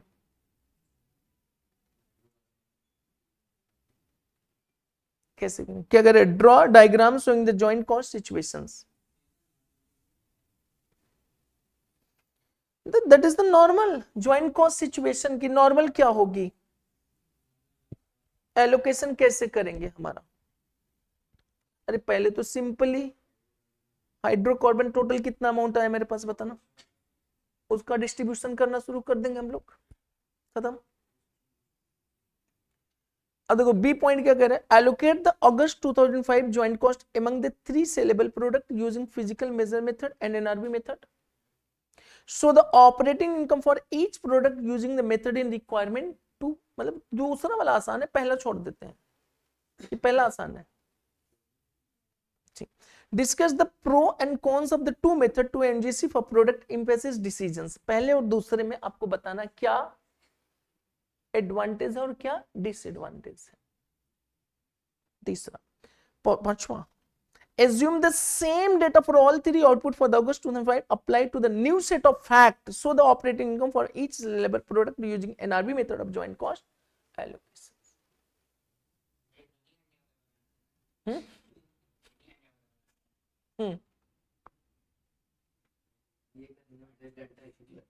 दस घंटे नहीं, कम ही लगेंगे। क्वेश्चन समझने में देरी है। Draw a diagram showing the joint cost situation for ONGC. चलो पहला वाला फटाफट कंप्यूट करो। आएंगे तो 10 से 12 नंबर। अगर ये सब क्वेश्चन 10 से 12 और 90% चांसेस है ये क्वेश्चन कहां पे पूछेंगे पता है? ऑब्जेक्टिव में, केस सिनेरियो, एमसीक्यू। कहां बड़ा है ये क्वेश्चन, कोई दम नहीं है इस क्वेश्चन में। चलो फटाफट स्टार्ट करो।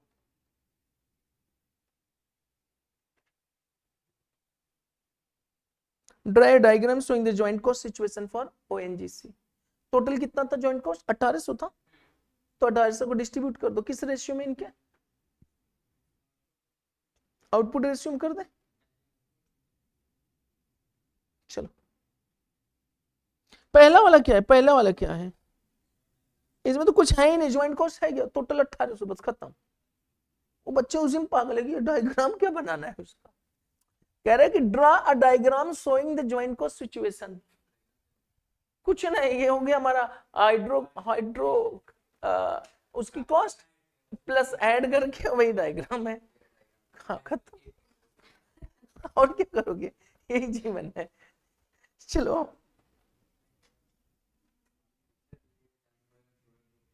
नहीं वो सब कुछ नहीं है, और साफ साफ लिख रहा है draw a diagram showing the joint cost situation for ONGC. Clear. चलो आ जाओ आ जाओ आ जाओ आ जाओ। एक तो डायग्राम बन जाएगा, दूसरा डायग्राम बनाना, दूसरा है ना, दो केस है यहाँ पे, एक नहीं है। एक केस क्या है, पुराना फैक्ट है, दूसरा टेररिस्ट अटैक करके उसके पाइपलाइन को तोड़ दिया। अब क्या होगा, नॉर्मल की एबनॉर्मल, पहले तो प्रोडक्ट क्या मानेंगे उसको, बाई प्रोडक्ट मान लेंगे, क्योंकि नो कॉमर्शियल वैल्यू, जो गैस अब बनेगा हमारा नो कॉमर्शियल, क्यों, क्योंकि वो तो पाइपलाइन ही नहीं, मैं पहुंचा ही नहीं पा रहा हूं, और सेलिंग वैल्यू भी नहीं दे रहा है। तो जस्ट लाइक क्या मान ले, जब जब हम बनाएंगे तब तब गैस आना है, नॉर्मल लॉस मान के ट्रीटमेंट खत्म कर।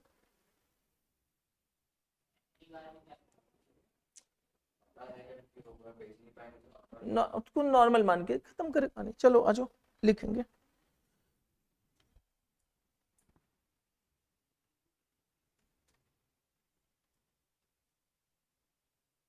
सॉल्यूशन कौन सा है, 1, स्टेटमेंट शोइंग ज्वाइंट कॉस्ट, इसमें तो कुछ नहीं है। मैं आपको बता दूं 20 मिनट बच्चा तो एग्जाम में पहले ही पॉइंट में फंसा रहेगा।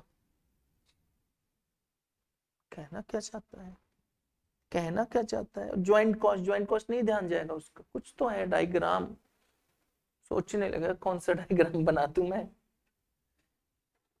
केमिस्ट्री वाला तो ना बना दूं, हाइड्रोकार्बन का रिएक्शन दिखा दिया H2O2 के साथ। यहाँ पे आ जाओ तो बताना हाइड्रोकार्बन कॉस्ट,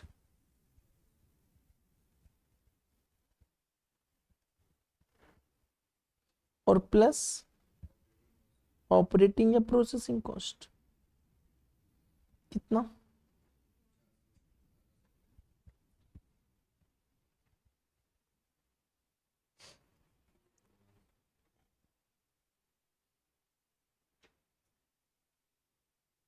याद क्लियर।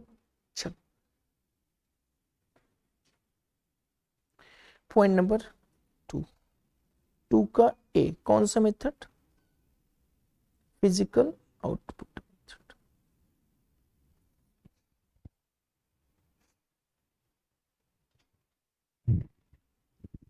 सेलिंग प्राइस दिया था ना इसका,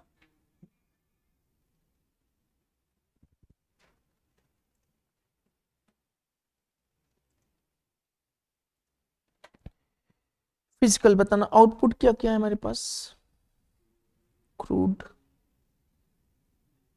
नेचुरल और गैस। प्रोडक्शन कितना बैरल है, 150, 50, 800, हो गया खत्म, ये ज्वाइंट कॉस्ट।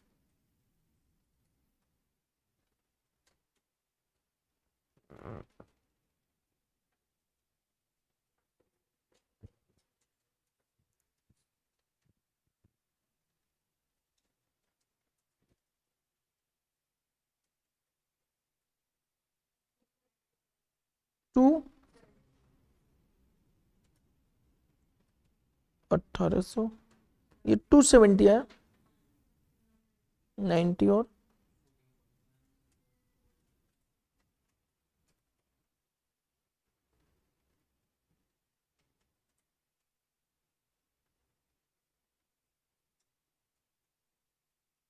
इसी में बताने कौन सा मेथड पूछ रहा है, एनआरई।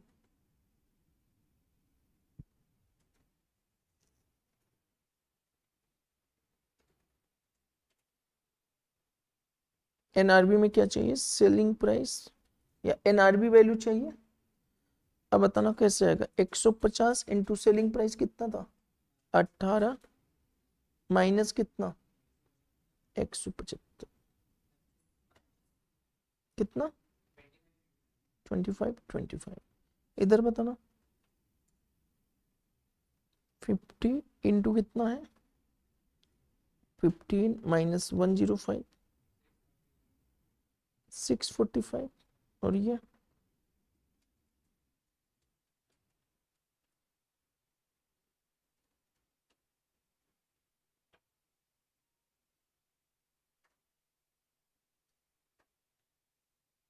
800 इंटू सेलिंग प्राइस कितना है 1.3 माइनस 210 830 ज्वाइंट कॉस्ट को एलोकेट करो 1800 एलोकेशन कर दो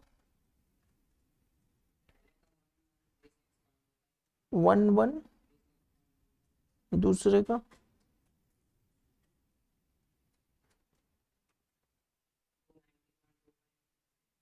हम्म 373.90 50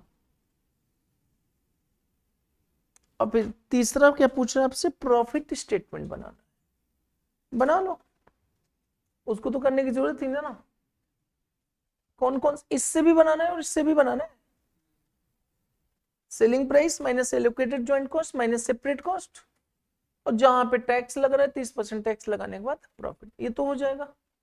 चौथा मेरे को बता दो, क्यों नहीं लगाएंगे, जब जब वो बेचा जाएगा।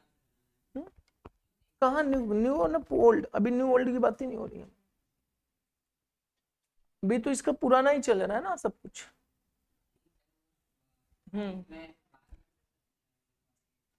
तो, तो अभी न्यू कहाँ है,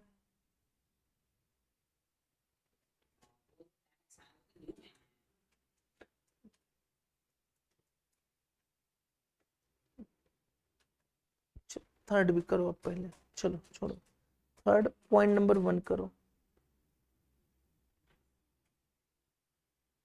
नालायक न्यू वाले में गैस तो बिकेगा ही नहीं ना, और ये तो तीनों को पूछ रहा है।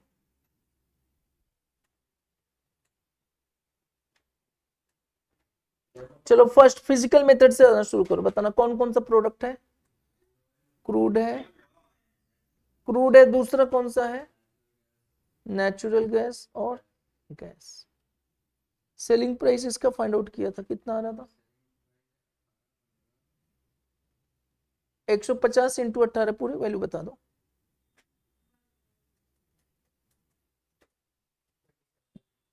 और नेचुरल गैस में 750, गैस में 1040, एलोकेटेड कॉस्ट माइनस करो, फिजिकल वाला मेथड से चल रहे हैं 270 और 1440, और फर्दर कॉस्ट माइनस करो 175 105 210, बताना प्रॉफिट कितना निकल के आ रहा है 2225 55, दूसरा तीसरा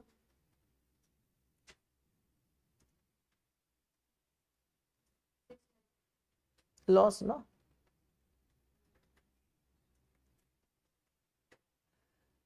चलो तनिषा लॉस,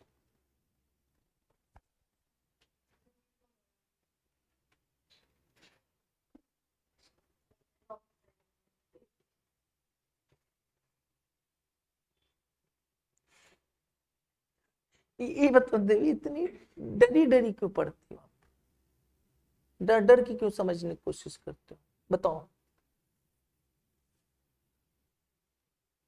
इन लोग डराते हैं क्या, और फिर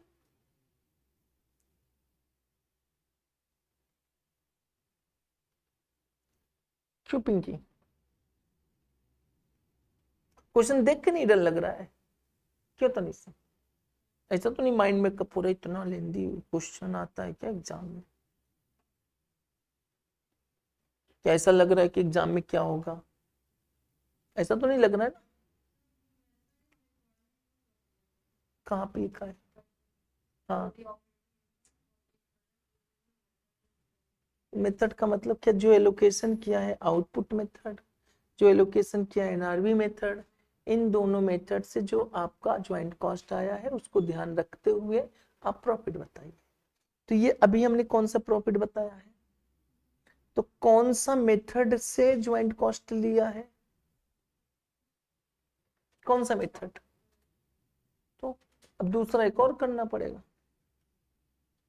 एनआरबी वाले से, कि अगर हमने एनआरबी लिया है crude natural gas, selling price कितना है? सेम रहेगा ना, 2700, 750, 1040। ज्वाइंट कॉस्ट बताना। पहले में 1136.25, दूसरे में 290.25 और तीसरे में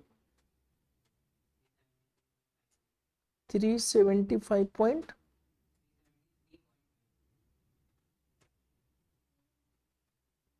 सेपरेट कॉस्ट वन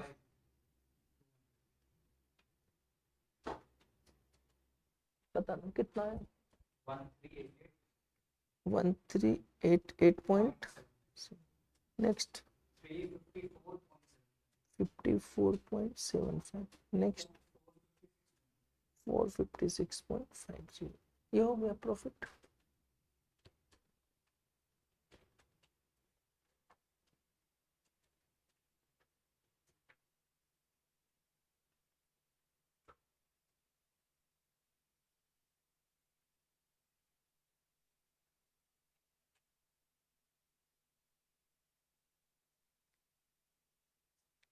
यहाँ तक क्लियर?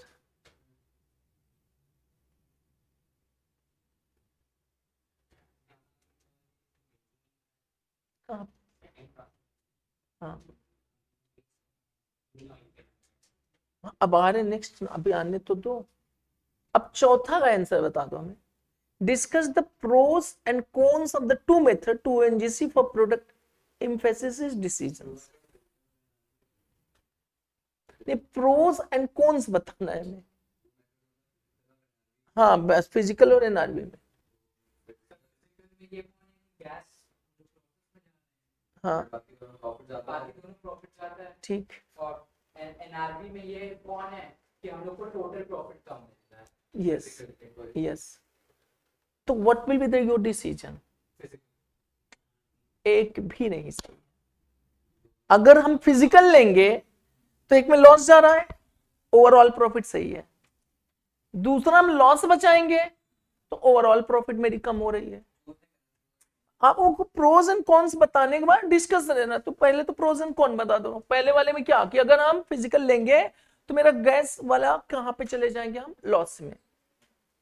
और दूसरे वाले में क्या देखना है? टोटल प्रॉफिट देख लो। इसमें टोटल प्रॉफिट कम हो जा रहा है मेरा, 20 रुपए की कम है। तो अब फाइनल लिखना है, तो पहले तो यहां पे लिख दो फिजिकल, यहां पे लिखो प्रोस, और क्या हो जाएगा हमारा? Cons.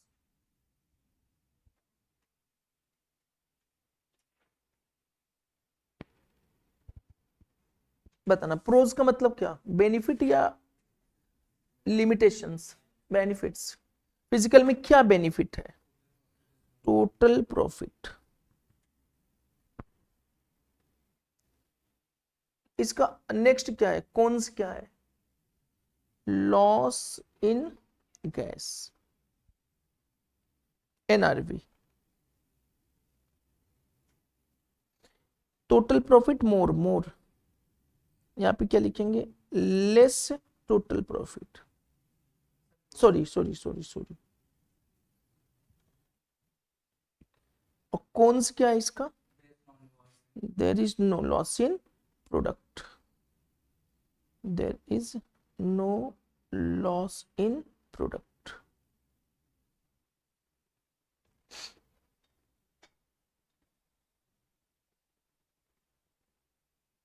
There is no loss in product.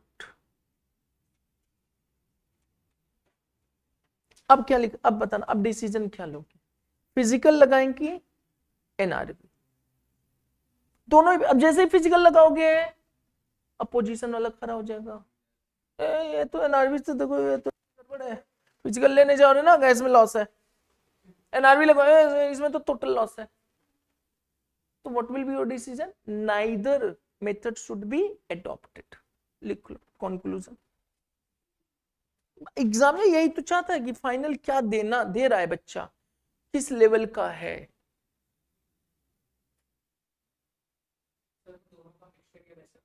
नहीं नहीं, दो में से कोई एक ही तो लेना है, जैसे एक लेने जाओगे ना तो दूसरा निगेटिव में चला जाएगा। नहीं मैटर नहीं करता, अभी तो ऐसा कुछ लिखा नहीं कि हमारा फाइनेंशियल ग्राउंड पे लो डिसीजन, लिखा है क्या, फाइनेंशियल ग्राउंड पे लो डिसीजन, तब तो मेरा आ जाता कि जो प्रॉफिट ज्यादा है ओवरऑल वो हमारे बेस्ट हो जाएगा। क्लियर, तो क्या लिखेंगे, neither method should be used या एडॉप्टेड।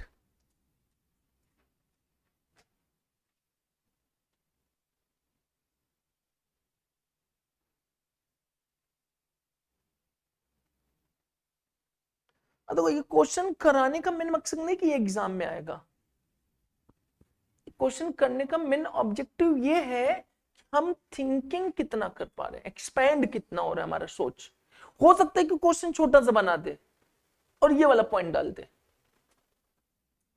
मतलब आपका क्वेश्चन एक कट सारा कट कर दें, खत्म, केवल कहते हैं एनआरबी और इससे डिस्ट्रीब्यूट कर दो और लिख दे कि आप बताना प्रोज एंड कॉन्स। तो इसे लिखे 90 करने का मतलब पूरा कंसेप्ट खत्म, एक भी बाहर नहीं आ सकता। नेक्स्ट अब फिफ्थ बताना। ये बताइए तीनों में से सही है तो आउटपुट वाले में प्रॉफिट आ रहा है कितना? इसका टोटल करो ना, ये टोटल करो, तीनों में से सही लगा है, वन कॉस्ट से सही है, प्रॉफिट और सही आएगा। एक मिनट ये लगाओ ना, 2220 लगाओ, अभी बता रहा हूं कहां से डिफरेंस हो रहा है, सेलिंग प्राइस से और कॉस्ट से, नंबर ऑफ, ये भी ये देखो कितना आ रहा है ये टोटल, 2208, 8 200 ना, हाँ सेलिंग प्राइस से, जो सेलिंग प्राइस है ना, सेलिंग प्राइस ये वाला जो वैल्यूएशन है इसकी वजह से, क्योंकि सेलिंग प्राइस पर यूनिट दिया है, पर यूनिट हमारा ऊपर नीचे हो रहा है, वो वजह है। क्लियर, बाकी तो बाइफर्केशन तो ज्वाइंट कॉस्ट तो सेम हो रहा है, recovery of the selling price कम हो रही है, सेलिंग प्राइस की रिकवरी कम होने की वजह से एलोकेशन भी हमारा कम जा रहा है। नेक्स्ट आ जाओ, अब है जो मेन पॉइंट बताना, assume the same data for all three output for the August 2005, apply to the new set of the fact, so वो 90 दिखाया 750 नीचे, हाँ 90, वो माइनस करने से फिर 555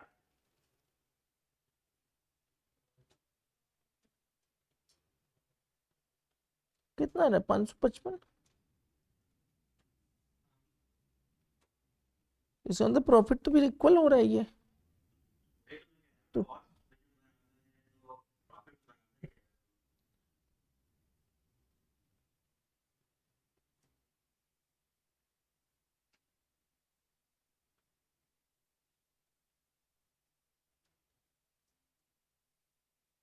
कुछ और तो नहीं दिया कोई कॉस्ट,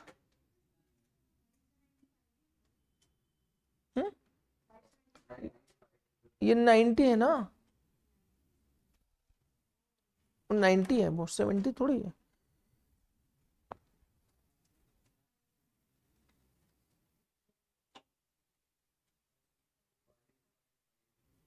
बराबर है, वो ओवरऑल प्रॉफिट सही आ रहा है। नाइदर मेथड हमारा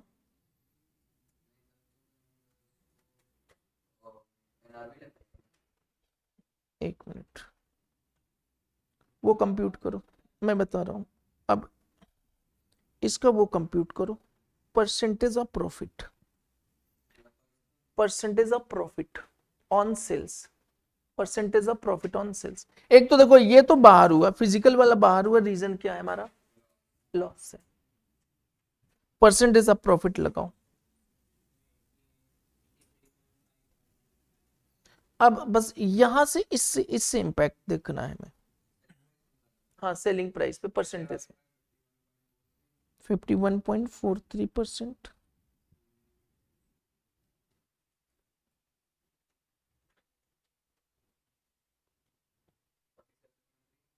$47.3, इसका नहीं निकालना है। 2255 डिवाइड बाई 8700, 83.52।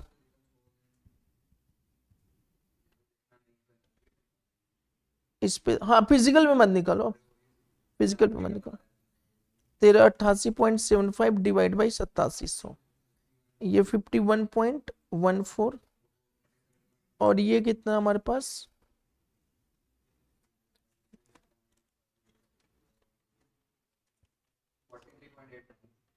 फिर से चेक करो। 47.30, और तीसरा मत चेक करो। हाँ,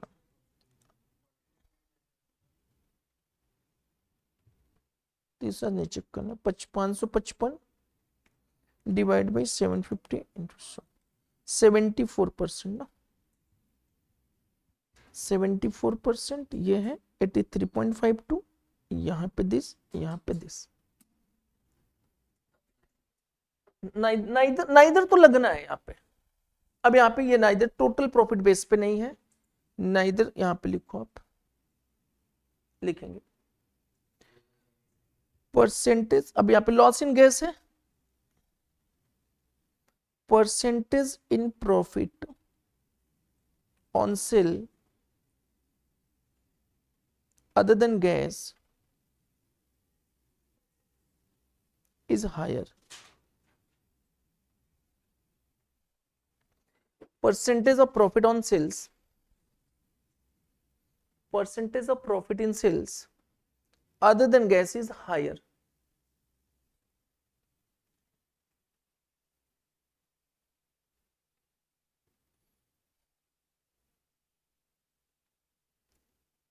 No loss in profit, no loss in product, but क्या, percentage of profit other than gas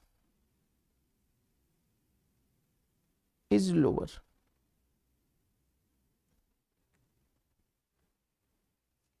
क्योंकि अगर हम देखो, इसके अलावा और कोई ऑप्शन ही नहीं ना, क्योंकि देखो अगर एक प्रोन बन रहा है, दूसरा कॉन्स बन रहा है, तो फिर वापस से वो बनना है किसी ना किसी में। हम अगर मार्जिन से जाएंगे तो मार्जिन के बेसिस पे हमारा कौन सा बेस्ट होगा, फिजिकल मेथड। लेकिन लॉस की वजह से हम क्या हो जाएंगे, बाहर। लेकिन अगर हम प्रॉफिट के बेसिस पे जाएंगे तो कौन सा बेस्ट होगा हमारा, एनआरबी। लेकिन मार्जिन के बेसिस पे जाएंगे तो एनआरबी क्या हो जाएगा हमारा, बाहर। नेक्स्ट फिफ्थ पॉइंट बताना, फिफ्थ पॉइंट। हाँ, ट्रेडिस्ट वाले, हम गैस तो बनना ही बनना है ना। वापस फिर पढ़ते हैं हम लोग, फिर से पढ़ो लाइन पूरी की पूरी। देखो क्या करते हैं, assume that a new federal law has recently been passed that taxes crude oil at 30% of operating income. No new tax is to be paid on natural gas, liquid or natural gas. Next, Starting August 2005, ONGC must report a separate product line income statement for the crude oil. One challenge facing ONGC is how to allocate the joint cost of producing the three separate sellable output. Assume no beginning or ending inventory. Assume that ONGC is able to sell its gas output.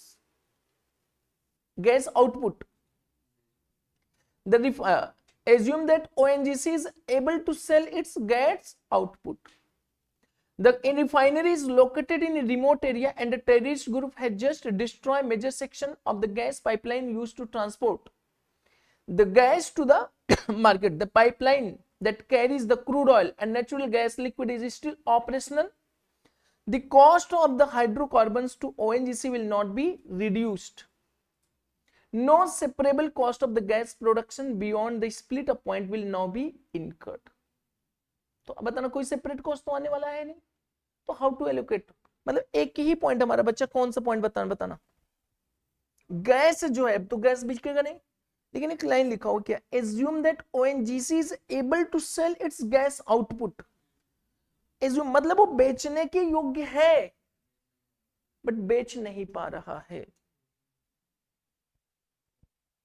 Closing नहीं, बेच क्या करे, assume selling gas is able to cell but as a gas नहीं बेच पा रहा, convert नहीं कर पा रहा है, कन्वर्ट नहीं कर, बेच रहा है बट कन्वर्ट नहीं कर पा रहा है.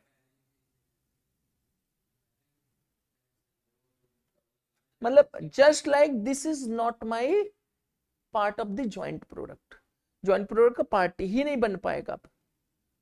क्लियर, मतलब जितनी हम, अब देखो कि जो गैस की पहले कॉस्ट लगनी चाहिए थी गैस में, उसकी कॉस्ट अब गैस से हम थोड़ी रिकवर कर पाएंगे क्योंकि मार्केट में बेच नहीं पाएंगे, उनकी हम कहां से रिकवर करेंगे, दो और अदर प्रोडक्ट्स है, तो it will be treated as just like normal loss. Normal loss treat करके हम क्या करें, आगे काम कर सकते.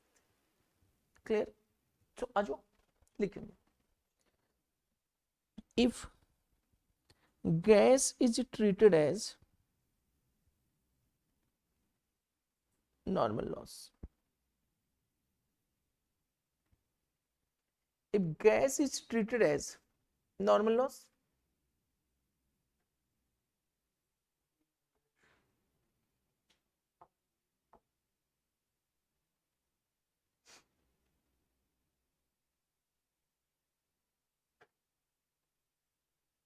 बताना ज्वाइंट कॉस्ट, नो गलत, ज्वाइंट कॉस्ट गलत कर. हाइड्रो बताना कितना, हाइड्रो कितना 1400, और क्या है हमारे पास, कितना है 400.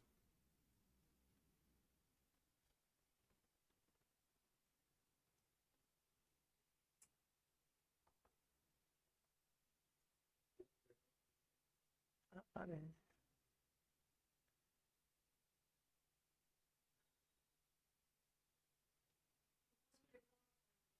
क्या क्या क्या हो जा रहा है, तो स्प्लिट अप पॉइंट पे क्या मिल रहा है, मुझे प्रोडक्ट मिल रहे हैं ना, कैसे करेंगे. Assume that ONGC is able to sell its gas output. इसका लाइन का मतलब बताइए.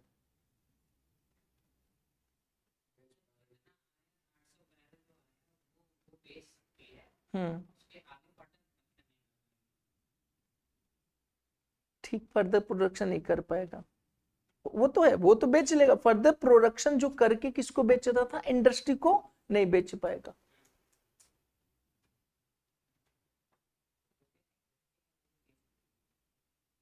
और एक लाइन लिखा, the cost of the hydrocarbons to NGC will not be reduce. तो प्रोसेसिंग कॉस्ट घटेगी कि नहीं घटेगी,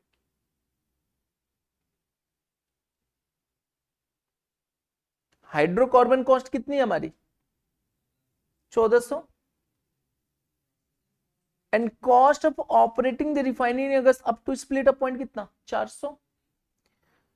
तो बताना प्रोसेसिंग कॉस्ट, वो तो प्रोसेसिंग कॉस्ट कितना 400, टोटल कितना 1800। अब बताना इस 1800 से हमें क्या क्या मिला, क्रूड, नेचुरल और गैस। कैसे अब करेंगे,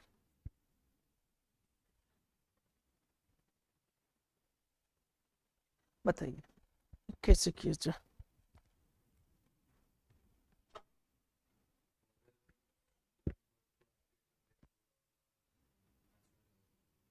किसको,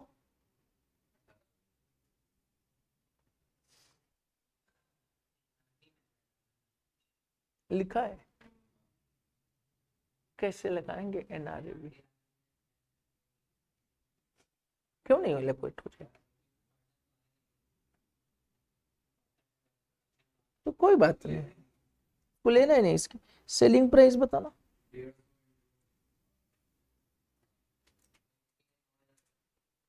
$150 इंटू 18 कितनी होगी, इसकी बताना फाइनल, इसकी बताना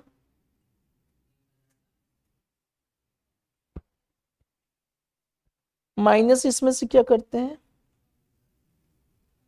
इसका 0,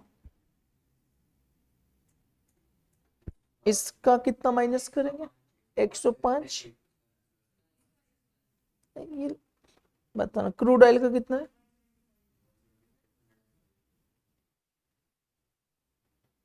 आ गया एनआरबी, कितना हो गया ये 2525, ये कितना हो गया 645, ये कितना हो गया, क्या दिक्कत है, फर्दर हम करेंगे ही नहीं तो सेलिंग हमारी फर्दर कॉस्ट आएगी नहीं। एनआरवी का मतलब क्या होता है, फाइनल सेलिंग प्राइस, कितना अब बताना,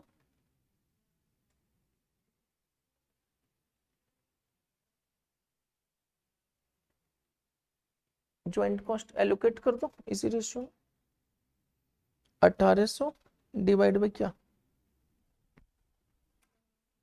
2525 प्लस 645 1040 4210,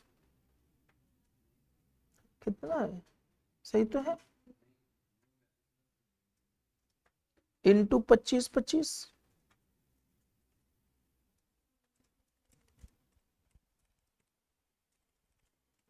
कितना 1079.57, क्या दिक्कत है, वो लिख तो रहा है लाइन, वही तो लाइन समझा रहा है, वो लिखो अंडरलाइन करो लाइन, क्या कह रहा है underline, assume that ONGC is able to cell it's gas output, और एरो बना के लिखो, there is no requirement of further process, वो खेल रहा है केवल, there is no requirement of further process.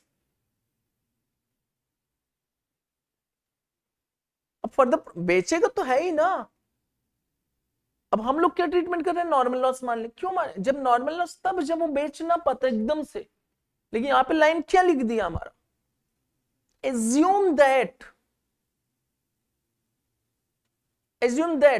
Gas is to be saleable, saleable है, गैस सेलेबल है, फर्दर प्रोसेस करके नहीं सेलेबल है, सेलेबल तो है, अगर ये लाइन ना लिखा होता then you have to take the assumption, आपको अपने से एजम्पशन लेना पड़ता, हाँ आपको मानना पड़ता कि गैस इज नॉर्मल या गैस इज एबनॉर्मल, तो 100% आना शुरू होता। अब ये बताना इसके बाद ये कितना हो गया 1800 डिवाइड बाई 4210 इंटू 645, कितना आया, कितना आ रहा है 2,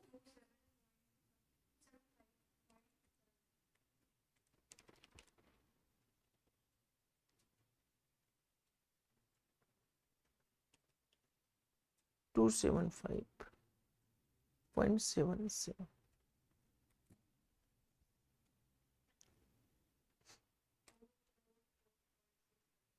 465, यही ना,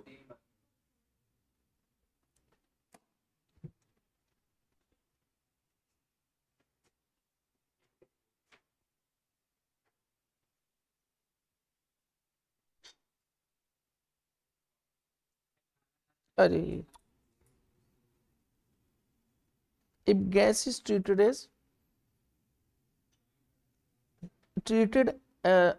as joint product but not further process.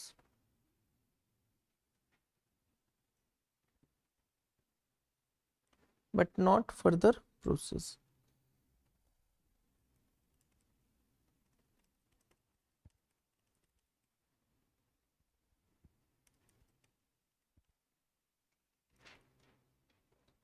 चलो हो गया।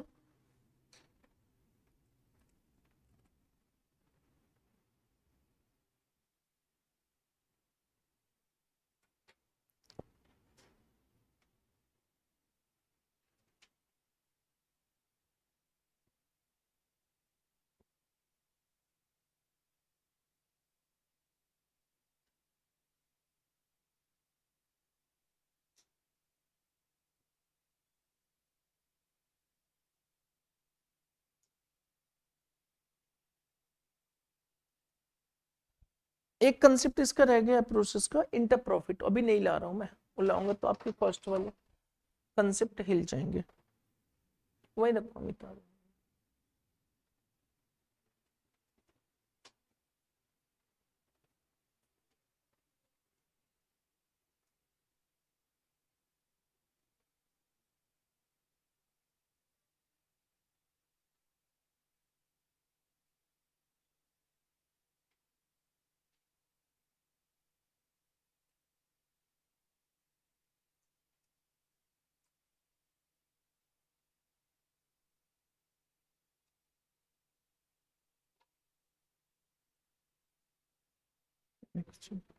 चलो यहाँ तक क्लियर सारा, और भी सारे क्वेश्चन जितने हैं ट्राई कर लो आप लोग,